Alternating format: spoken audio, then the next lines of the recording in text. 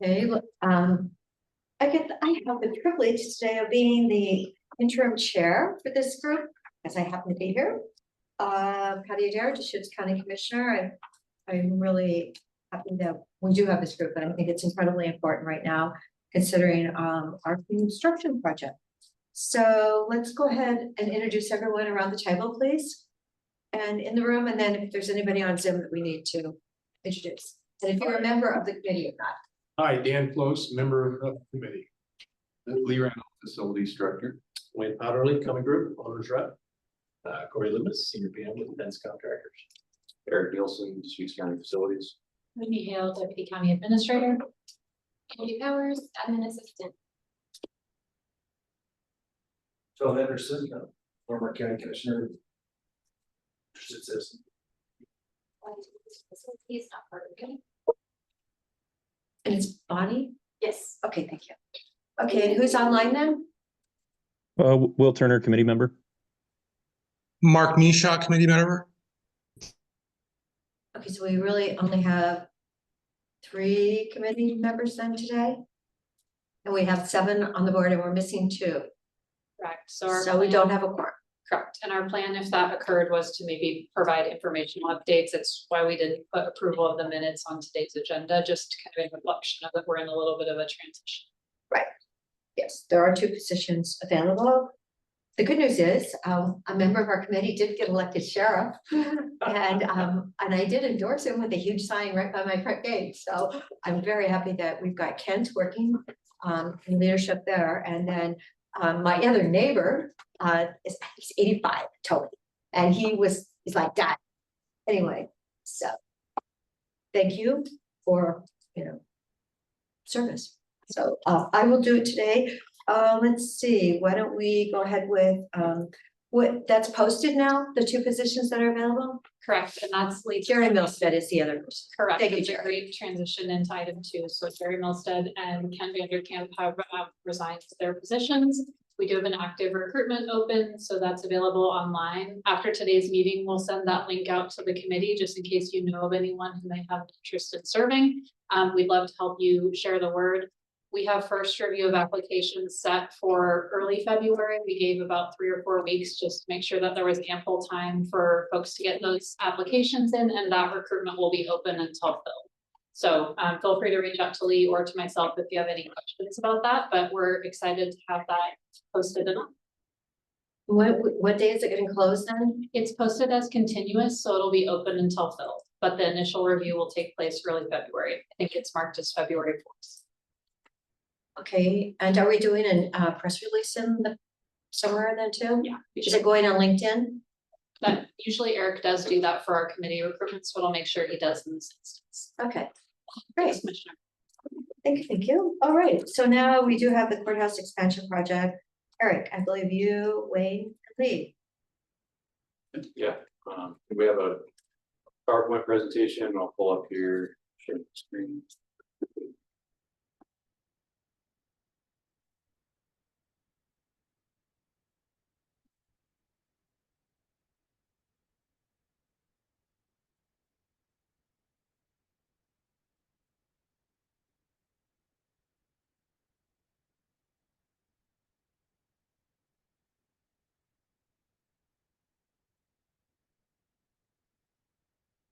All right. Switching between Zoom and Teams. Microsoft Teams and all those other fabulous things. It's an everyday challenge. Yeah, there we have it. Okay, so like we've done in the past, we'll give kind of a project overview, just talking about work that's ongoing, work that's been completed, and then work that's upcoming. And we'll talk about schedule and then kind of give an overview of the an update on the project budget. I just want to make sure, Mark and Will, you both can see this, the screen, okay? Yep. Okay. We have Renee just joining. Oh, and Renee, thank you. Thank you for joining us. Renee, would you want to introduce yourself for the group in the minutes?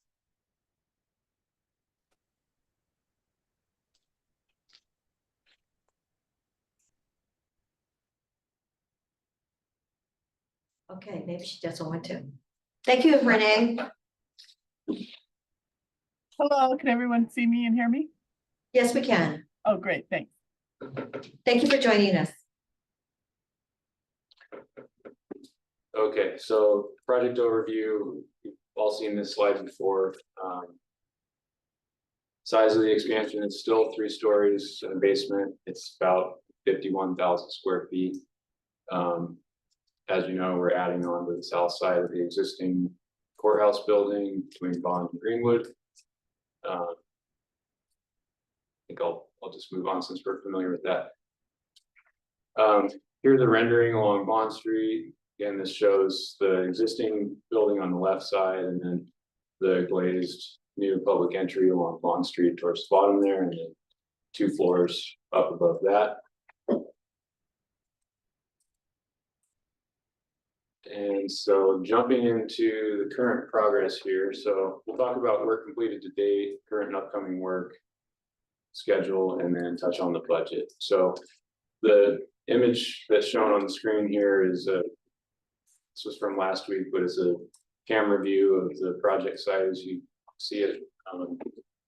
I think big changes since the last meeting was all the site fencing is up and complete. The logistics around the site are in place. And then, as you've all probably noticed, we have our tower crane on site, which I think has been a big help for Pence to move things along. You can also see where Pence is working on the stair cores and elevator cores, those will come up first, the full height, and then the stairs will come up the following. So it's a busy, active site, it's a tight site, and Pence is doing a good job of managing all that. So again, work completed. We have our tower crane, and that sits right on the corner of Harriman and Greenwood. It's a ballasted crane, so it sits on some footings that are in place, and it has heavy weights to kind of keep the crane in place. It does swing over the existing building and some of the surrounding buildings. After hours, it's allowed to free swing, so probably noticed it with different directions, depending on time of day. The image on the right is the site entrance that Pence is using off of Harriman. So that's where all the materials and trucks, equipment, everything comes and goes from the site. Main utilities, so work completed are the water meter vault and the some electrical transformers, and then we also have the temporary power again in place on the right there. And so this is outside the east side of the building along Harriman Street. Underground or underslab plumbing, that's been a big push for them, getting all this in place while they put in footings and tie-ins to the utilities on the street. So we have, again, underground plumbing, underground electrical conduit. Then on the left shows a sand and oil interceptor that'll be in the garage, and that ties into the sewer Harriman. You'll also notice the green heater there that's being used to keep the ground and areas warm for foreign footings, keeping things from freezing. So mass excavation, obviously there's still some excavation ongoing, but this is kind of the view off of Harriman Street. So they have dug down to what will be the basement level. And then looking to the north, you can see that we're pretty much at level with the existing basement level.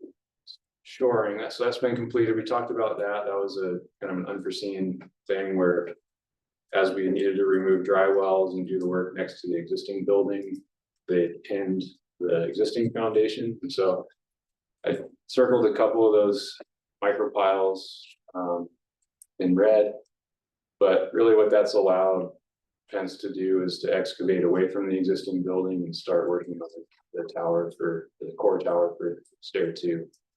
And the image on the left, you can see how close it is to the existing building.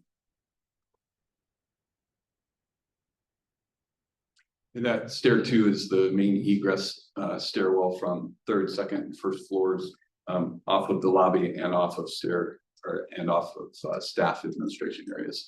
So that allows for part of the code required egress from the building for emergency egress.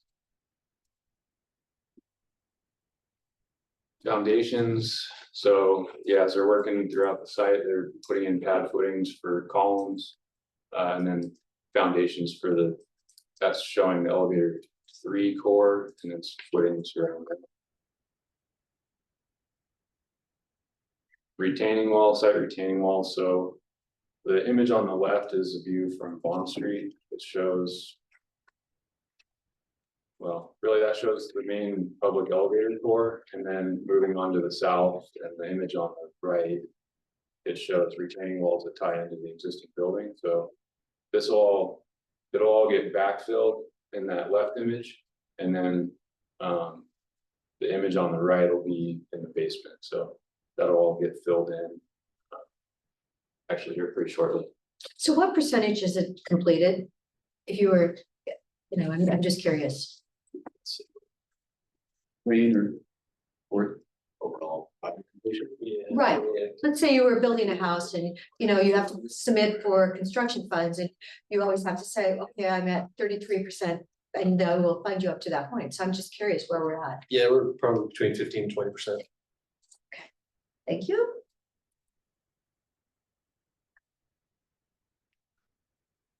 So that was work that's completed, and I'll touch on some current work and upcoming work. So these images show on the right, it's a rat slab or a temporary slab that's in place with a system to help them build what's called gang forms. And so those forms are built flat on the ground and then hoisted in place for the different cores, stair cores and elevator cores. And you'll see here on the stair 2 corner, the reinforcing is up, but those gang forms are in place on the inside of the stair. They actually poured this stair yesterday, so there's forms on the outside too. And one of the advantages to these is since they've sized them so that they can pull them out of this core and reuse them on different cores around the site.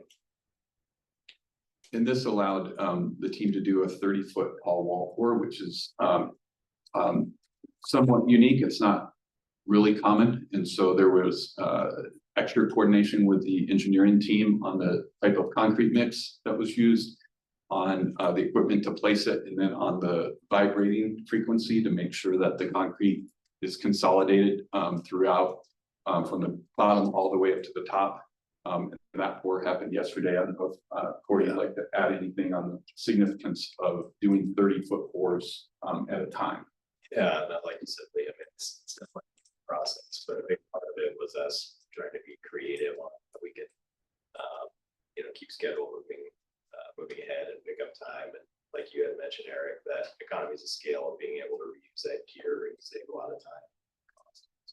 So they picked an appropriate height that they felt was doable from your perspective of consolidation on that. So yeah, really unique, but well, weather couldn't be better before I concrete. 56 degrees yesterday, like what a deal.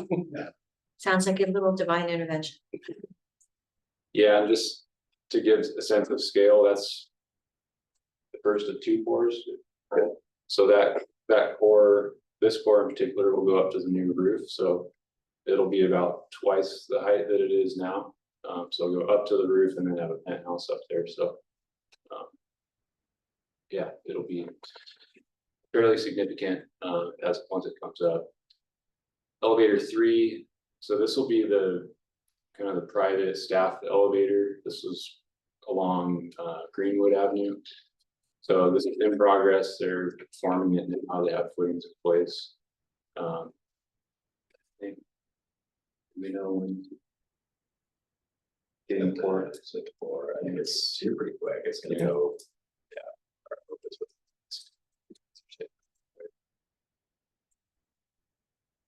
Elevator 1 and stair 1. So the elevator 1 will be the main public elevator core that's kind of seen in the backside of it on the left. And then stair one, see the reinforcing kind of staged in place before they get formwork up their right image. One quick reminder on that elevator one, with the third floor being a warm shell. Everything will be constructed in place that's needed for the second public elevator, but that elevator will be installed at a future date as part of finishing the third floor. So that's part of that planning for the future, and also a cost savings in the short term to not install that additional elevator until it's needed for the third floor. Are you calling it elevator one? Is that what you said? That is considered elevator and stairwell, well one. Yep. That's, yeah, just how they're designated on the plans. So that's kind of a segue into the schedule. So Fence is working hard on all the, I guess, concrete right now is the main focus. And getting the cores up, and then sometime this spring, they'll start to see the floor levels come up behind. The next big milestone will be the slab pour for the basement and the backfill of those areas that are single story where the new entrance will be. So that'll be, they'll help us create a much cleaner, more efficient site once that initial slab pour is done and the cores are done.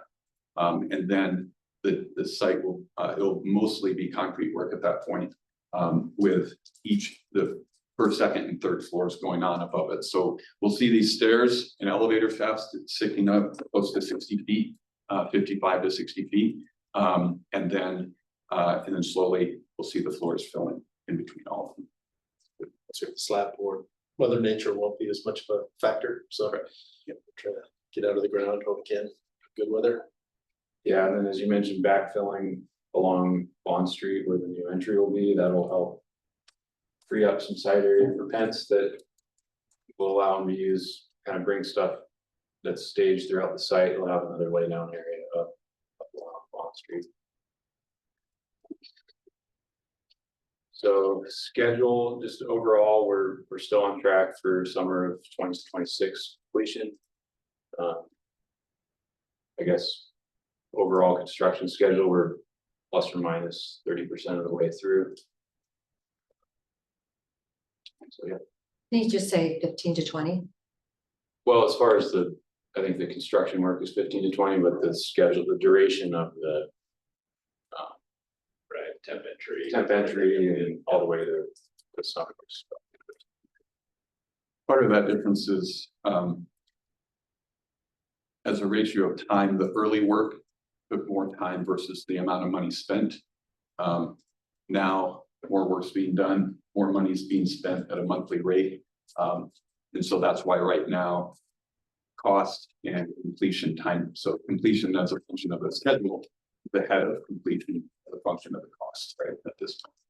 Was that delayed due primarily to the budget, or I'm sorry, the city council permit issue delays? Not primarily, and we actually, our next slide, we're going to kind of talk through some of those topics.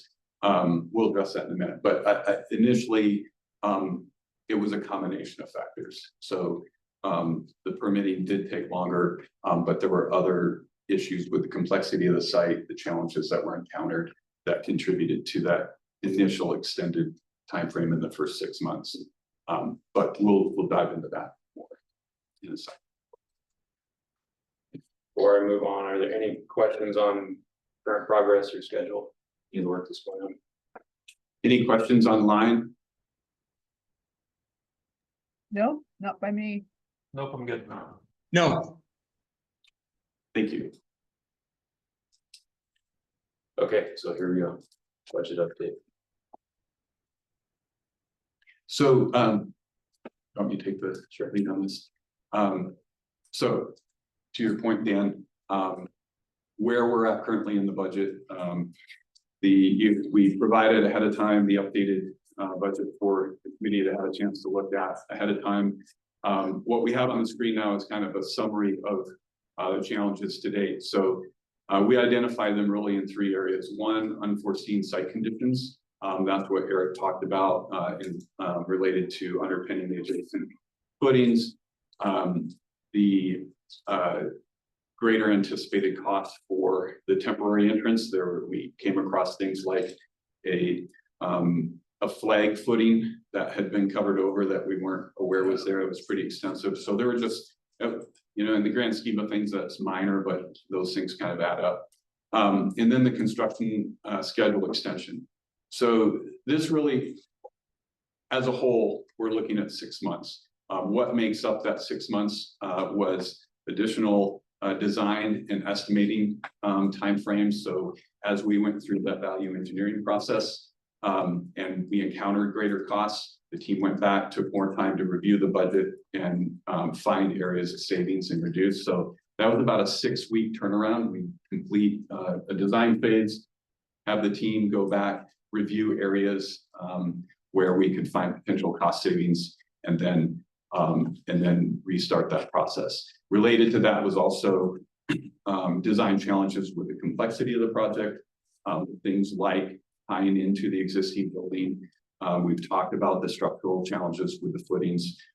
So all of that taken as a whole, along with the interactive permitting process with the city, as plans were submitted, comments came back, the engineering teams worked with the city's third-party engineering reviewer to address their questions, to address changes that were needed in the structure, or just to respond to comments and questions from the city's third-party reviewer. So that was a big part of the additional time for the schedule extension. And then the final part is, as we work through that, this being a CMGC process, the goal was to have that interactive process between the contractor, the design team, and the county and the county's owner's rep. So as you go through that process, design revisions came about. Those revisions took time for the team to review, come back with more comments, and that added to additional some change in scope. So the scope changes roughly related to a $1.2 million increase. As the project is— That's 43%. That is so huge. If I was building my home and I got a 43% of charge on what I was doing, I would really question it. I look at that and I went like 1.2 million more for design revisions. Like, we're not talking about, you know, I know where we're building is very complicated. I just walked by it again today, but you know, 43%, where's our power? Yeah. What are we doing? Well, I may need to clarify that. So the 1.2 million is primarily construction costs related to design revisions. So that is not a revision to the design team's contract with LRS. So that 1.2 million would be a function of the $34 million original construction budget. Okay, so then my next question is, how do we ever do this project? I've talked to some bankers and normally contingencies are 5 to 10%. How did we ever do this project with such a minimal contingency? Who was looking at that for us? The county. Who was actually worrying about the county when you do a, you know, this huge of a project and you only have 3% contingency? I mean, I said something about the contingency minimalization months ago. And now I see that we're eating through, like it would be ate through it. That has been a challenge. Well, no, but no banker would let you do that. No banker would let you set this up. So now you're telling me that's really not design revision. That's just another little problem. Well, those are design revisions that resulted in construction cost increase. So as a total, the requested budget increase totals to 2.9 million. As we, you know, we've met previously, we've been working on this for several months, looking at the overall cost, what internal reserves are available within the Campus Improvements Fund 463, which is a fund that funds a variety of projects. The fund that was the primary fund source for the North County campus, for the public safety campus improvements. And so as we came about with this request, the we've identified, working with finance and the CFO, the availability, if the board were to approve this budget increase of an additional 2.9 million within a reserve in the campus improvements fund. Okay, this number is from a month ago. What's the number today? This is This the is from current- December 13th, 2024 was my memo dated with these numbers on it. Right. So I'm wondering, okay, what's the projection? 2.9 a month ago, what is it today? I mean, we should have another number. Do we? I mean, because we were told in our meeting, all of us, it was 1.2 million, and that was actually a mistake at the last facilities review committee meeting. Well, that was a portion of the cost and we hadn't completed the full review. So are we doing this review on like a monthly basis? Do we know where we're going, how much we're going over budget, like the last 30 days? We have not gone over budget in the last 30 days. So this is the current request. This is the amount. So as we came through the extended schedule, the design changes, this is really the accumulation of the last 6 to 8 months of the project. With responding and looking at the costs of everything that's captured in this list. That's the amount of time it's taken to compile this, to get to as we outlined, 1.2 million in costs to date that have been approved for construction work that's underway. And then the remainder of that request to address additional costs that aren't time sensitive, but are expected to be incurred to the end of the project. So this is a summary of where we've come to date and also a projection of what would be required to maintain the contingency through the rest of the project and to accommodate the known additional costs that we know of at this time. So did you notice that the attachment, it says current through November 22nd, 24. That's what is attached to my document for today's meeting. That seems incredibly dated. So, and I can address that as well. Yeah. So they're really two separate. Top of costs. I built houses and I know if you are just letting things go on, your problems only get worse. Just ask my husband.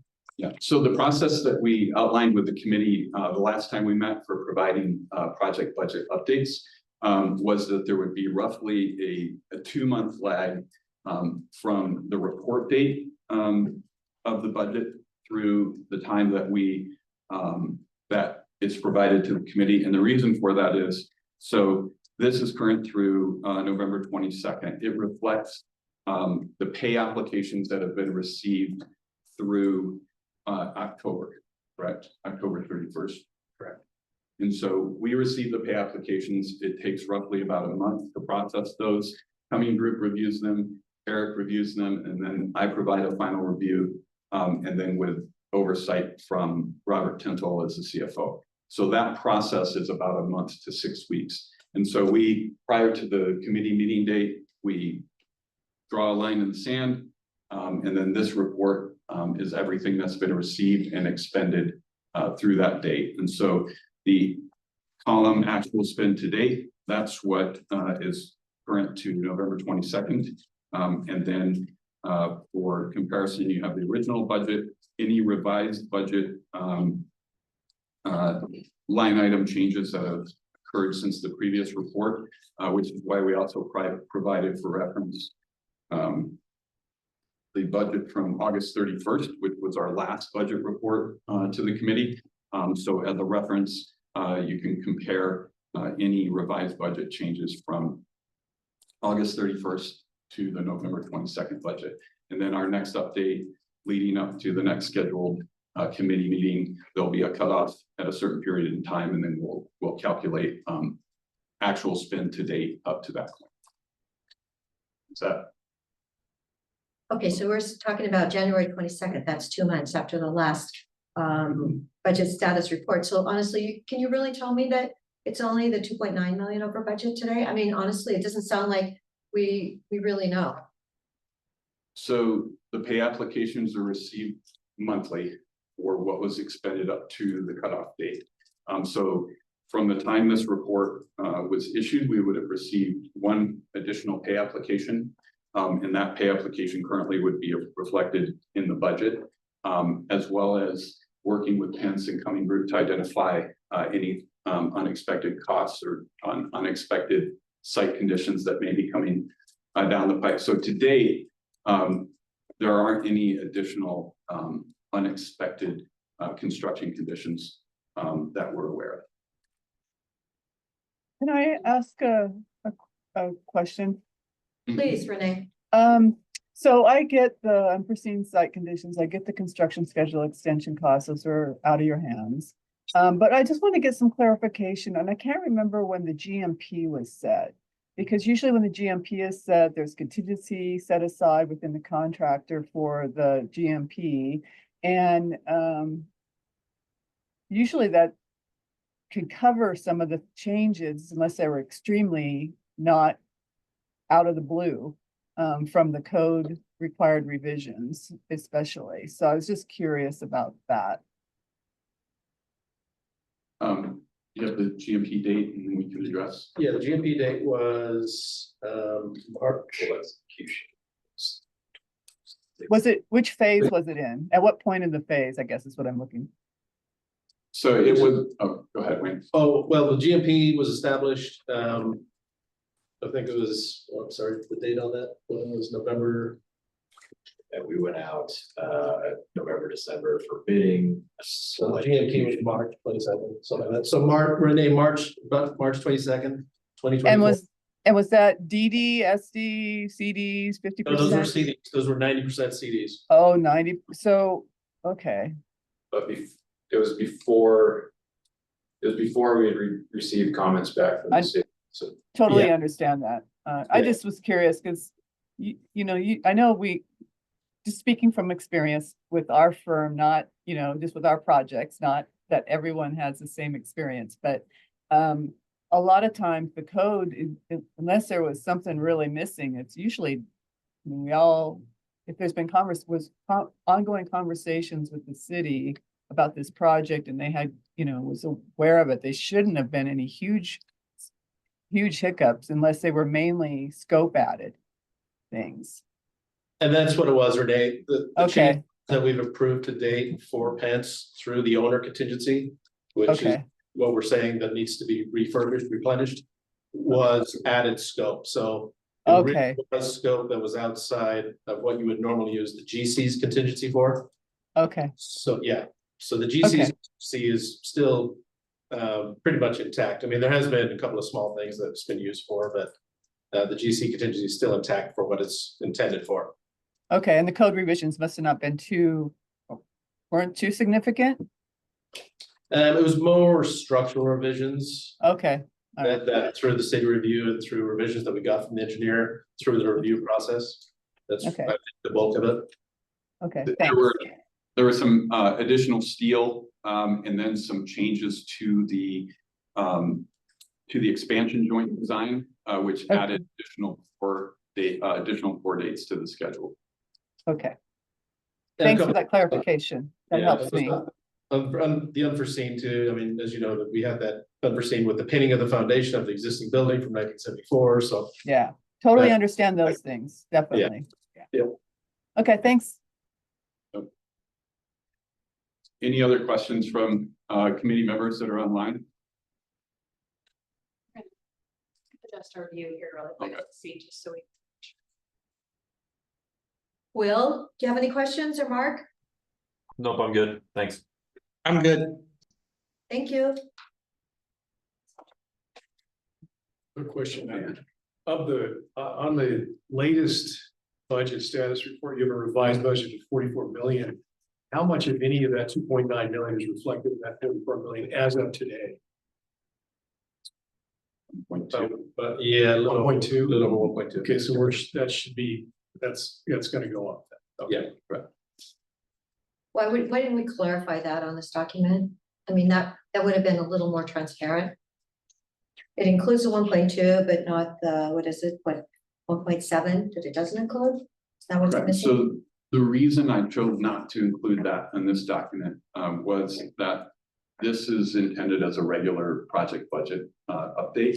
And so that additional 1.7 is, it hasn't been allocated yet. And two, it's part of what we will be bringing to the board for final approval in terms of increasing the budget. And so this is really a reflection of the current state of affairs of the budget as of the funds that were extended or expended through 11/22. Sorry, let me clarify one thing. Actually, I was just looking, and it reminded me there on Eric's presentation. The 180,000 from the unforeseen conditions and the design revisions at the bottom of the page, 1.2. Both of those are included in this budget that you see here. So it is actually closer to 1.4 that's included here, and then what's remaining to be part of the 2.9 is the 1.5 that still needs to be added to this. 1.5. Yes. Okay, yeah, 1.52 right there, Okay. in the middle of the page. So it's about, okay.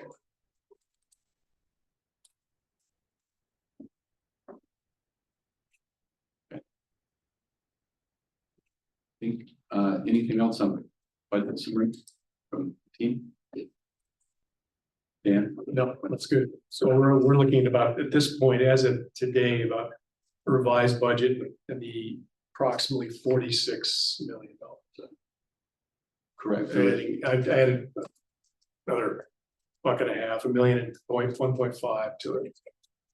Anything that, any issues since the 11/22 that would increase that above this? Or where No, that's what we've sought to capture 2.9. Okay. And so the way we're calculating it is looking at, you know, at the, under kind of this, this bubble on the second, we included, you know, AJ Tucker, the OJD, FF&E, those are kind of funds that are coming from a separate pot of money, so to speak. So the 43.9 is the core project costs. So the 43.9 plus 2.6, or I'm sorry, plus 2.9 puts us at 46.8 would be the proposed increase, would move to 46. 0.8 now? 46,800,000, correct? Yeah, just to clarify. Okay. The previous comment. That's helpful, thanks.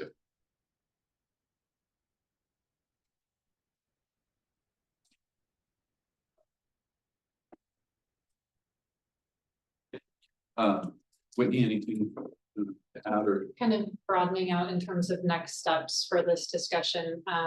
We did, you know, have updates individually with commissioners in December. Wanted to make sure that the committee had an update today. And then as Lee mentioned earlier, this discussion will go forward before the board at the end of January. So I think it's, right now we're intending for it to go before the board on January 29th. Is that right, Lee? So they'll be considering that, and just really helpful to have the committee up to speed as well, and making sure that we're all on the same page as we move forward for the board's consideration of these changes. I think that concludes, is that our presentation? Great, thank you so very much. Are there any other questions or comments today? Oh, thank you, Lee. Thanks. Thanks, everybody. No, Thanks, Whitney. thank you. Thanks, Renee. All right, so do we have a date for the next meeting? We don't, that was kind of, I was thinking that we may wanna, we can either discuss potential dates today, or we can look at the upcoming project milestones, because we've been trying to kind of schedule around project milestones rather than calendar dates, just so that we make sure we're leveraging, you know, maximum update for the committee. Lee, what are your thoughts in terms of, would it be helpful to follow up with the group? Yeah, we're happy to follow. Typically, we've been meeting quarterly, but then adjusting it by several weeks here or there if we need to meet a project milestone. And so our next major project milestone is likely in April with the slab pour. Yeah. And so we can time it to that, or we could seek to have an earlier meeting to kind of, I think April would also match our quarterly, the kind of quarterly schedule that we've been on. Any feeling from the committee members online as to when you might want to see an additional committee meeting? April's fine with me. That works. And like we've done in the past, we could provide an email update, you know, in February related to any changes in that. I'd like to see the Yeah. budget, the January 22nd budget, as soon as it's available. Okay. Remember, they just finished a public safety building, or they are finishing it in Sun River. And yeah, somehow they stayed on budget. So. And it was pretty complicated too, because they were putting an old fire station together with the police department. I don't know how they pulled it all off, but they have done that, so I can't wait to tour it. So we will have a date then, and yeah, thank you everyone for participating today. So I guess our meeting's adjourned. Thank you. Thank you. Thanks, Renee. Thank you.